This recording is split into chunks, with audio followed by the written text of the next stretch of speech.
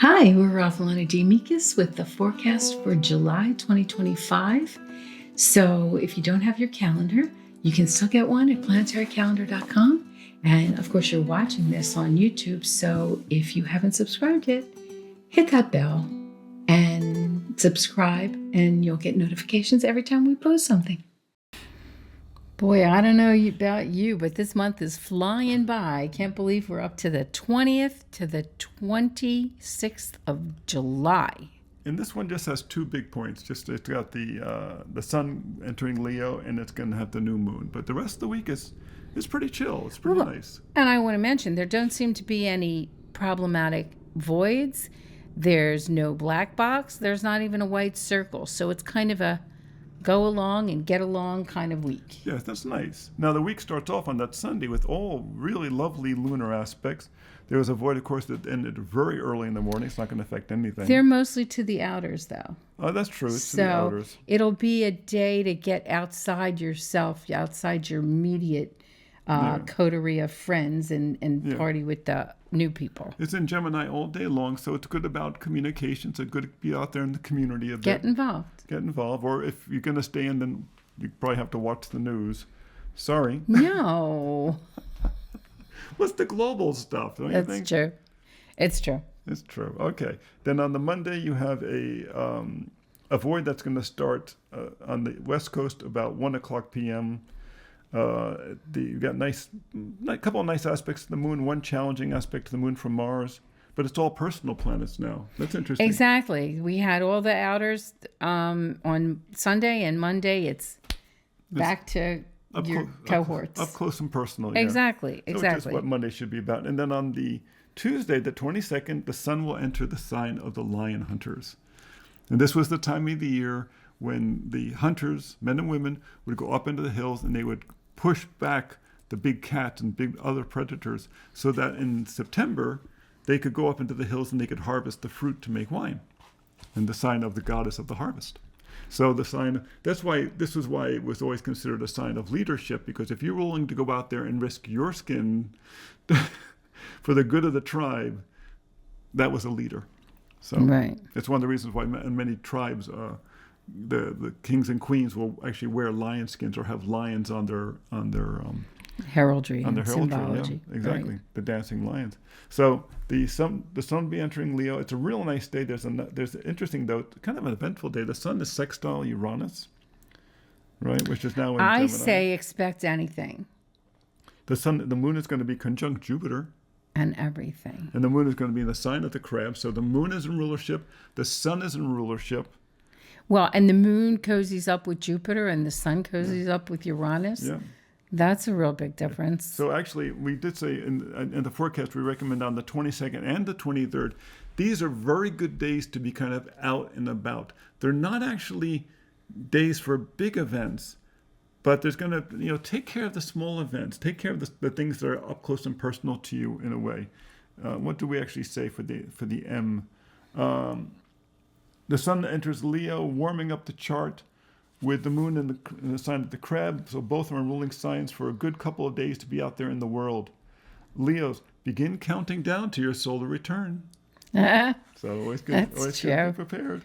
That's true. So yeah, I think our Leos are really good about consulting with us for solar returns. That's true, yes. Some signs, not so much. They don't want to hear it, yes. but... And then on the new moon, which is the 24th, all kinds of stuff happening. Look at all those aspects of the moon. You've got the sextile to Uranus, a trine to Saturn, a trine to Neptune. Of course, those two are holding hands. And then you have an opposition to Pluto. And then again, the outers. Yeah, exactly. And then the new moon is taking place very early in the sign at 2 degrees Leo. 2 degrees, right. So if you have anything at 2 degrees Leo or Aquarius especially, you're going to feel this one. Or even the other fixed signs that are squaring it, which is Taurus and Scorpio. Exactly. So if you feel, you're going to feel that stuff. And the new moon is often an impetus, yes. Easy for me to say, an impetus to, make a fresh start, start a new project, redefine yourself, be sort of reborn in a way. This is interesting because, the sun, of course, is conjunct the moon, but the sun is trine both Saturn and Neptune, who are both retrograde, but in Aries. Classically, when Neptune has been in Aries, there have been regime changes. Happens in Saturn, with Saturn in Aries too. Well, there's a lot going on about that all around the world. Exactly. So this ultimate, and it's opposite Pluto, so it has a global significance. Right. The sun is opposite Pluto, so it's a very powerful lunation that we're looking at here. And, and compared to write that down. Yeah, a powerful lunation. Oh, we did. We did write that down. When did we write for N? The new moon at 2 degrees Leo is cooperative rather than dynamic. So come into the high summer with the need to attend to simple things and let the big stuff wait. In other words, there's a certain extent here that don't feel, in terms of big events happening in the world, don't invest in them too much. Focus on the stuff up close and personal to you that you do have control over. I like to say, not my monkey, not my circus. There's that, yes. Kind of be aware of it in terms of that. Yeah, you have to be aware of it, but it's not personal. That's what all these outer planets are doing. Exactly. And then on the Friday, you have the moon is still in the sign of the Leo. The moon is going to be parallel to the moon. There's just a conjunction going on with Mercury, right?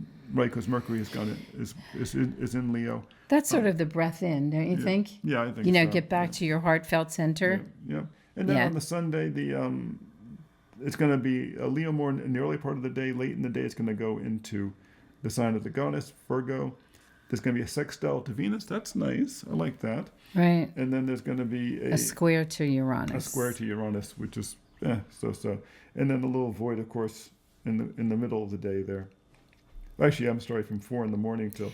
the early part of the day. Yeah, exactly. So we'll see. So that's 7 o'clock in the morning to like 5 o'clock in East Coast time? East Coast time, yes. Okay. So that's a very... That's a good void. It's hard for us to place the gray box or the void of course notation when we want to encompass both the East Coast and the West Coast, but we're doing our best. We try to be inclusive. Yeah. So that's the week here at Planetary Calendar. So if you still need a 2025 calendar, we have a few left, but really what's going like hotcakes are the 2026s. We hope to be delivering them by now. And pre-orders get a free digital calendar. Yes. So come see us at planetarycalendar.com. And you're already on our YouTube channel, Planetary Calendar Astrology. Send your friends over. Hit that subscribe button. Yes. Hit the bell. Yes. Thanks for coming. See you next month.